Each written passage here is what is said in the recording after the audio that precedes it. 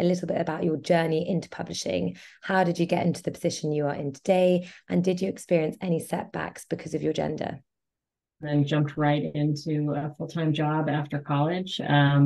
I've had a really interesting path in terms of taking on new positions that didn't necessarily exist prior to my stepping into them. I would say that most of the time I had to raise my hand to show that I was interested in something. I think there are many women who may not be comfortable with that, or, 25 years ago, maybe weren't comfortable with that. But I think that's a very important part of why I was able to move ahead in my career, because I kept raising my hand to take on more and to ask for more responsibility. And I made my intentions known. Started as a bookseller. I'd actually been a sales rep first in publishing. And then because of redundancy, I'd ended up in marketing years ago. And then I stayed there. So I stayed in like marketing and PR. I always find questions about gender in publishing really curious, because the majority of people in publishing in our country and on the other side of the Atlantic, vast majority are women. So I think if there's a problem, I always wonder, well, why would that be? And of course, people usually break it down to being that women tend to be more in the sort of lower echelons in the rank and file. And then when there are men, they tend to be at the top. But I've had a lot of female bosses, not always great ones. I've had a lot of male bosses, not always great ones. Some standout ones who are male or female. So I'm not sure I'm necessarily seeing any gender issues. If there have been any, I'm not sure I've been aware of them. I think you'd have to ask the people who hired me. What was going on there then? I was in Detroit in 1990, which happens to be my hometown, coming back from graduating college, and had two job offers. One was to manage a Walden Books bookstore, and the other was to begin a publishing career as an assistant editor with a reference book publisher. And I hemmed and hawed, but chose the latter. And that really is how I started in the publishing business. I worked with that publisher for about 8 years and attended the Denver Publishing Institute in between, where academic publishing really caught my eye and my fancy. And I worked for several years to try to make that transition. I did initially with Wayne State University Press in Detroit. And now I am the director at the University of Nebraska Press in Lincoln. Once I actually was hired at Wayne State, it was the series editor who of a particular series at the press, who was an elderly gentleman, and it was really stunning to me. It was the very first time in my life and my career when I was really dismissed in meetings, to my face, not taken seriously. It was it was shocking, and it was a real eye opener. So I had to work very hard to deal with that. Looking broadly now, what is your take on how far we have come with gender equality in publishing? Do you think there's much more to be done? And if so, what and how? I think the challenge is often that we look at gender equality or race equality or other types of equality in silos, as instead of looking at them across the board and also connecting them back to economics, because oftentimes at the end of the day, what it comes down to are fair wage practices, the ability of people from marginalized communities, whether it's women or people from the LGBTQ2 plus community, or people from other racial backgrounds or religious backgrounds. It's really about finding a way not only to provide opportunity for us, but also finding a way to ensure that there's transparency and equity when it comes to pay. And I think that hasn't gone away is, for working women having children, is a juggle. So it really depends on the working environment that you're in, if people accommodate, if they're flexible, that sort of thing, I think. So I'm in awe of the women who have come before me and how they've managed to do that.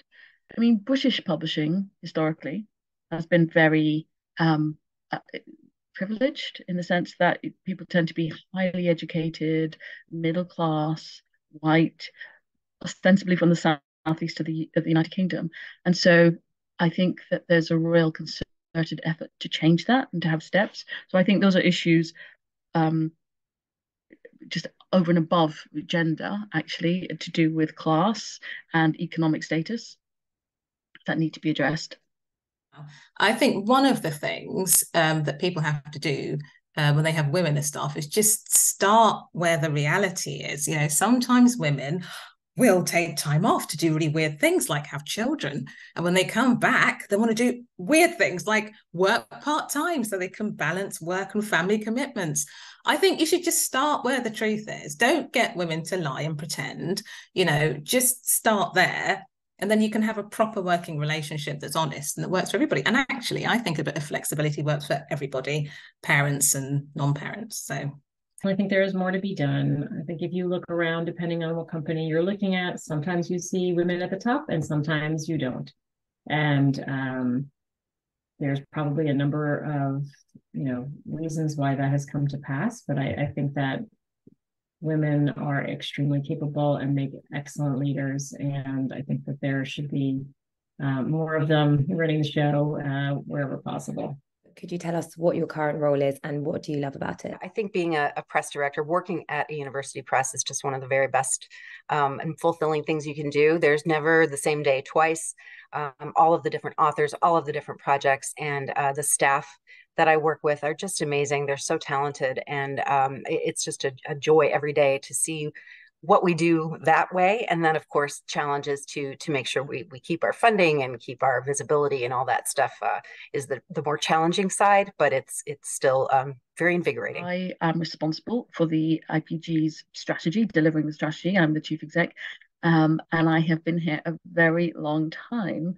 But there's a sense of freshness because we're always doing new things. It's in our DNA to say, what can we do better? So we have more than 600 members, independent publishers of all shapes and sizes, and I love helping them. We exist to help our members do better business. And finally, what is your favorite book and why? My favorite book of the last year that I read was a book called To Paradise by Hanya Yanagihara. It's a really long book.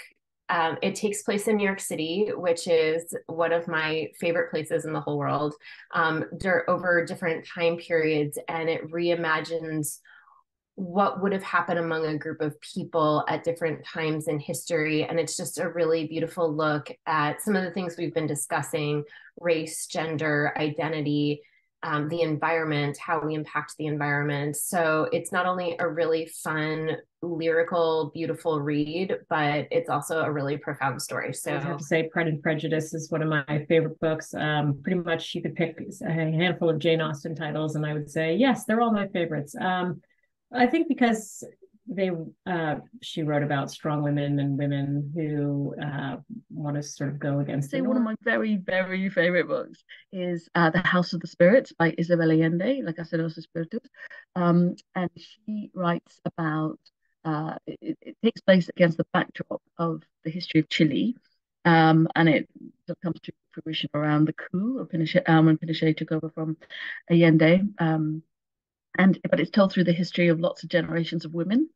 And it's really well written. It's got a touch of magical realism. It's just fabulous. The Asterix series, so Asterix and Obelix. I got my first Asterix book when I was 7, when we were living in Germany, actually, and it completely changed. Sounds funny to say my life, but I read that first one and then saw myself in all different ways as a young girl reading what were clearly sort of male warrior, comics. Graphic novels, but I've collected the whole set in various languages over the years. I wrote my thesis on it in graduate school. So I think for me that stands out, the Asterix books. Unfair question, Grace. No, that question doesn't get, I'm not going to choose between my children. So I've got too many favorites.